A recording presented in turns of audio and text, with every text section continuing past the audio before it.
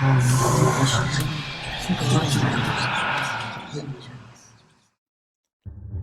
have always been drawn to the stories that make you check the locks twice.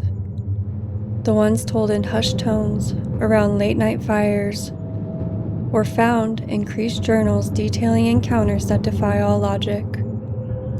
From whispering ghosts in abandoned hallways to shadowy encounters in quiet woods. These are the tales of terrors that lurk just beyond the edge of our vision. So turn the lights down low and get ready to confront what goes bump in the night. You're listening to Don't Whistle to the Wind. Hello, and welcome in, my little horror fiends, to episode 6 of Don't Whistle to the Wind. On this episode, I have 5 true graveyard legends and stories that I will be reading for you. So sit back, relax, and enjoy. Our first legend and story is called The Legend of Cheeseman Park in Denver, Colorado. I have actually visited this park, and I don't quite know how to describe it. The scenery is beautiful, and it's very idyllic, very calm, very peaceful. However, when I visited, it had this eerie, unsettling undertone, and for whatever reason, I felt like I could not walk off of the sidewalk, like into the open area. Maybe that's just me being paranoid, weird, whatever, but that is my own personal experience with this park. The legend of Cheeseman Park in Denver, Colorado is notoriously true. In 1893, a heartless contractor named E.P. McGovern was hired to relocate thousands of bodies from the old Mount Prospect Cemetery to make way for a park. Driven by greed, McGovern hacked up bodies and stuffed them into small coffins to maximize his payout, leaving hundreds of remains desecrated and scattered. Some people speculate that there are still graves to this day that didn't and haven't been moved, and lay still in the ground under the park. The autumn chill was biting through Clara's thin jacket as she walked her dog along the paved path of Cheeseman Park, a popular downtown Green Park space. It was exactly 11:42 p.m. The city lights from the distant Capitol Hill mansions gleamed like distant stars. But beneath the old-growth trees, the darkness was absolute. Her dog suddenly stopped. He didn't growl. He just whimpered, staring intently toward the center of the dark, grassy expanse where the old cemetery once stood. As Clara tugged on his leash, she felt the temperature drop by at least 20 degrees, her breath instantly blooming in the night air. Then, she heard it, a soft, wet, rhythmic sound from the grass just off the path. Step, drag, step, drag. Clara clicked her phone flashlight on and swept the beam across the lawn. The harsh white light illuminated nothing but the frost-kissed grass. She exhaled a shaky breath, telling herself it was just a stray dog or her own anxious mind playing tricks on her in one of the mile-high city's most famously haunted places. But as she turned to leave, her blood ran ice cold. Hovering just a few feet away, right at the edge of the paved path, stood the apparition of a man. He was tall, gaunt, and dressed in tattered, mud-stained Victorian clothing. He had a look of unspeakable agony frozen on his face, but what terrified Clara the most was his posture. He was hunched over, his phantom arms reaching out towards the park's botanical gardens. He wasn't whole. The man's torso and legs seemed to flicker like a dying candle, and where his neck should have been, there was an unnatural void, as if his head had been hastily torn away and left behind in the dark earth. Before Clara could scream, the air grew even colder. From the empty, unseen space above the spirit, a disembodied voice echoed through the damp night. A desperate, weeping wail, begging to be made whole again. Clara bolted for the exit, her dog pulling her wildly toward the safety of the streetlights. When she finally reached the edge of the park and looked back over her shoulder, the apparition was gone. The sprawling green grass was empty, completely still under the midnight moon. Yet, to this day, locals who live near the park avoid walking their dogs too late at night, knowing that beneath the serene walking trails, thousands of restless souls are still searching for the rest of themselves. I had to include this legend, because even though it's not about a graveyard, it is about a young woman's grave.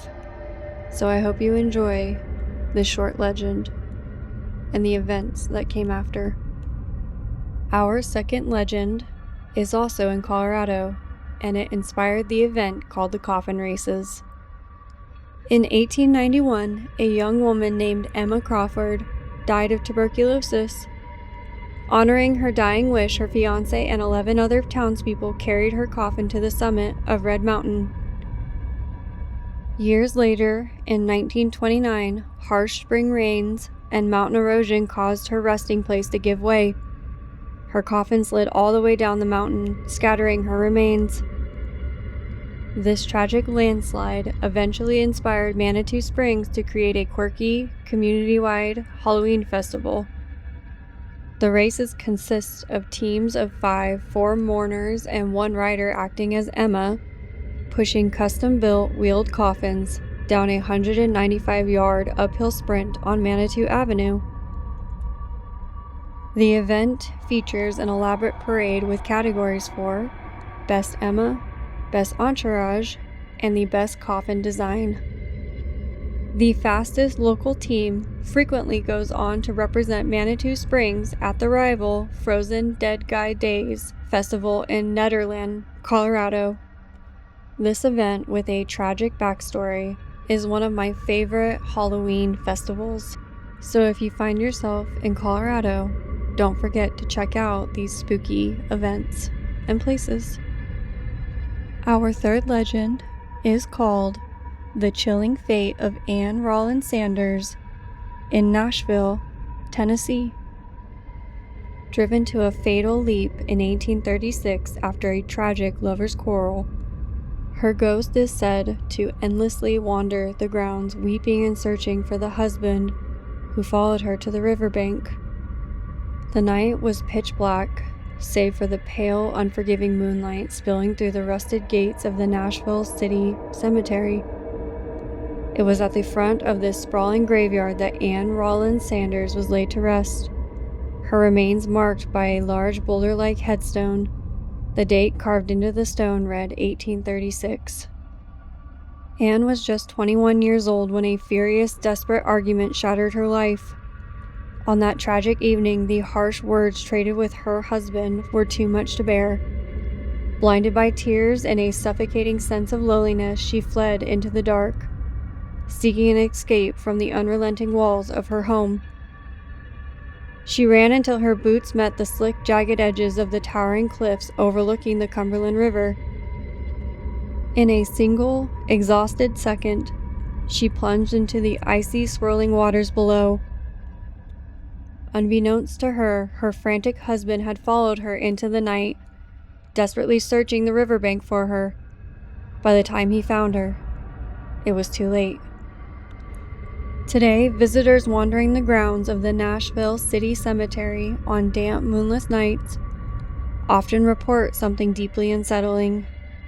Some claim to hear a faint, desperate weeping echoing from the shadows of the older grave markers. When they turn around, the cemetery is eerily still.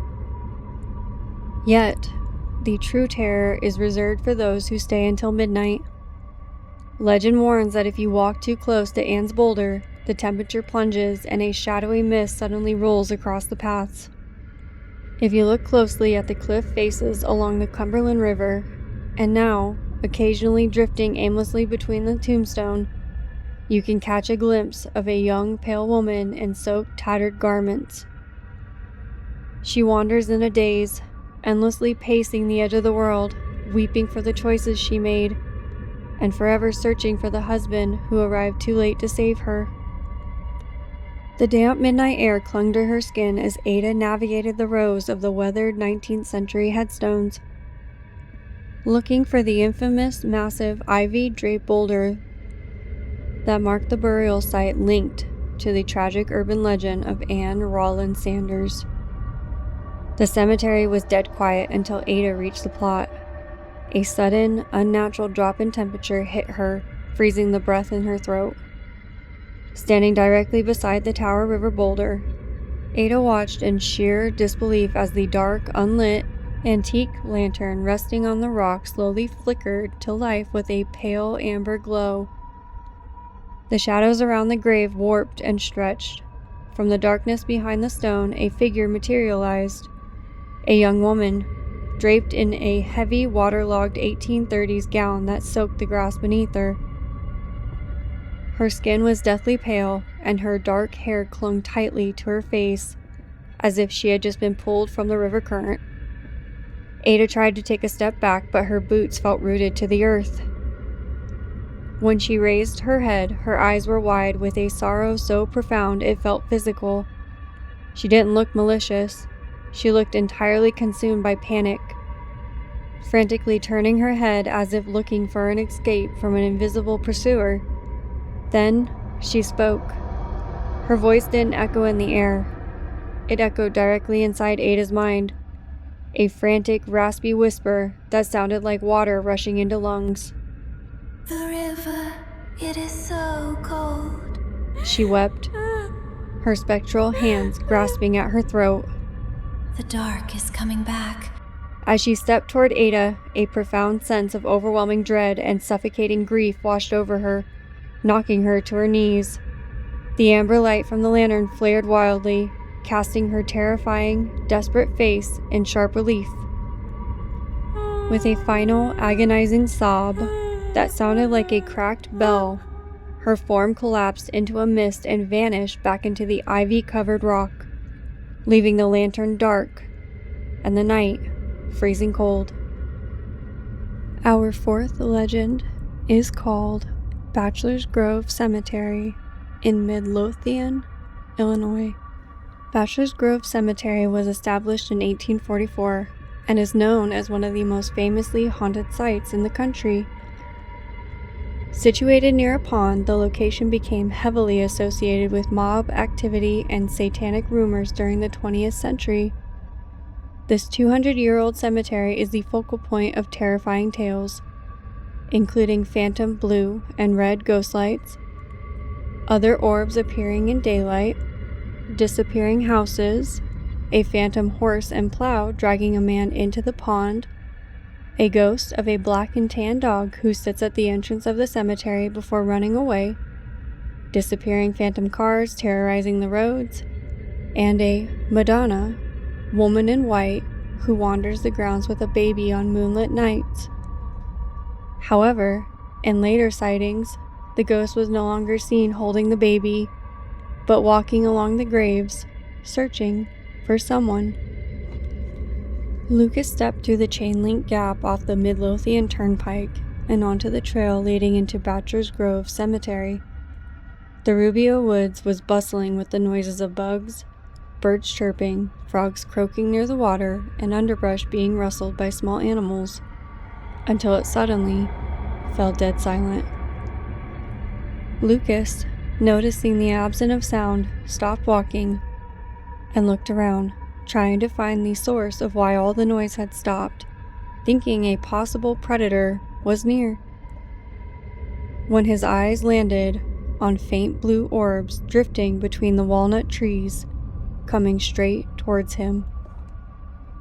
Lucas, stunned, unable to move, watched in disbelief as they twirled and shot through the sky into the forest, causing goosebumps to rise on his skin. He continued walking despite being freaked out, the gravel path crunching beneath his feet as he pushed deeper into the clearing. Lucas had come out here to disprove the urban legends, but seeing the lights had planted a seed of doubt in his mind that the legends might be true. As he kept walking toward the cemetery, a fog began to settle in all around him. A strange, electric static filled his ears, and the flashlight in his hand died, refusing to turn back on. Through the dense fog rising off of the stagnant water, the faint, shimmering outline of an old, deteriorating wooden farmhouse materialized in the woods next to him, glowing with a pale yellow light. Lucas, for whatever reason, decided to approach the house, curiosity ruling over his fear. But as he got closer to the house, it suddenly vanished into thin air. Panic set in, and he turned to run back towards 143rd Street. That's when he heard the heavy, wet splashing in the dark lagoon behind him, his flashlight flickering back to life as he pointed it directly through the mist, it landing directly on a monstrous, spectral apparition. A shadowy figure of a massive plow horse pulling an old metal plow, rising straight out of the murky depths. A translucent farmer stomping angrily behind it, and a blue orb trailing along. The ghostly entities moved silently toward the tree line, fading before they crossed right in front of his path. Lucas bolted the rest of the way back to the trail entrance, never looking back. Now I realize I only mentioned 2 of the entities on the very vast list, but there are many tales involving the rest of them. And if you would like to hear some of these other tales, please let me know. Our 5th and final legend is called The Grave of Rebecca. Deep in the rural farmlands outside Brookings, South Dakota, lies a true graveyard mystery known as the Grave of Rebecca, a grave that has been a mystery for over 100 years.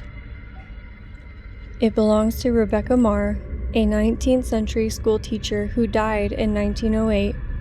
Her obituary says she was known for walking miles to bring food and supplies to isolated families, even during deadly winter storms. When she died, dozens of locals walked through a blizzard just to attend her funeral. Local folklore claims the ground above her grave never freezes, with snow instantly melting. It is said that no matter how far temperatures plummet, her grave stubbornly refuses to freeze, with thermal cameras recording the mysterious underground heat remaining perfectly steady. For years, the memory of her freezing to death faded until years later in 1979. Researchers were scanning the rural cemetery with thermal imaging cameras trying to debunk the lore and claims, but noticed something impossible. Every single grave registered as a deep freezing blue on the screen, except for Rebecca's. Her resting place glowed a distinct bright yellow, as if something beneath the sod was radiating a consistent, unnatural heat. Even stranger, the warmth wasn't originating from deep within the earth. It was strongest right at the edges of the soil, as if an invisible body was pressed against the inside of her wooden coffin trying to stay warm. Researchers then returned again in 2003 to test the soil. It came back at 94 degrees Fahrenheit, or for my other people, 34 degrees Celsius.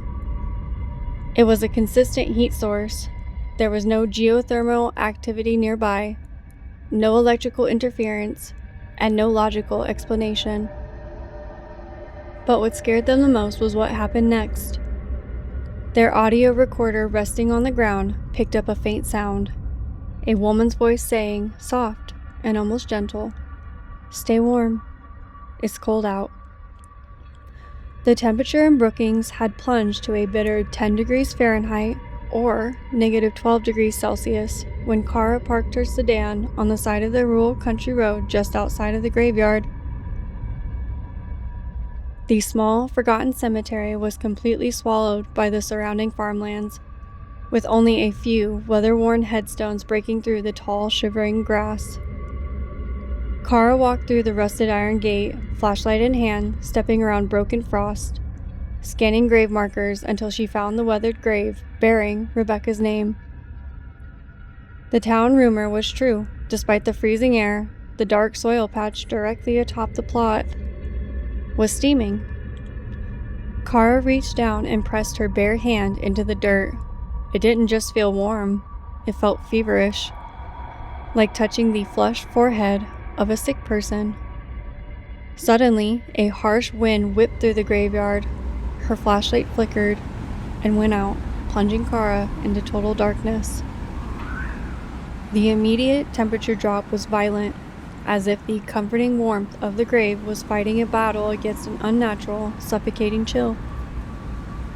Kara pulled her hand back and stumbled backward, her heart violently hammering against her ribs. Then she heard it, a faint, agonizingly slow hum rising from the soil beneath her feet, sounding almost like a woman humming a sorrowful hymn. Stay warm. It's cold. A voice out. whispered on the wind, but it was not a gentle warning. It was spoken directly against the back of her neck, freezing breath sending a bone chill through her entire body. Kara spun around, but there was nothing there, just the dark, towering silhouettes of the cornfields and the faint glow of Rebecca's steaming soil. Kara didn't care about the legends anymore. She bolted to her car, peeling out of the gravel road, with the phantom humming echoing in her ears the entire drive back home.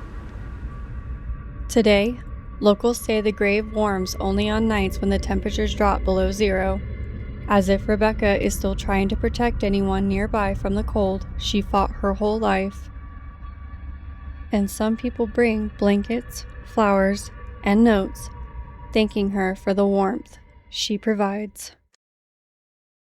That is all I have for you, and I hope you enjoyed listening to the tales of these graveyard legends. Until next time. You've been listening to Don't Whistle to the Wind, and as the tale ends, the candles have burned down to nothing, and the salt lines we drew have surely failed as the shadows have crept in. Don't let them catch you, and don't turn off the light.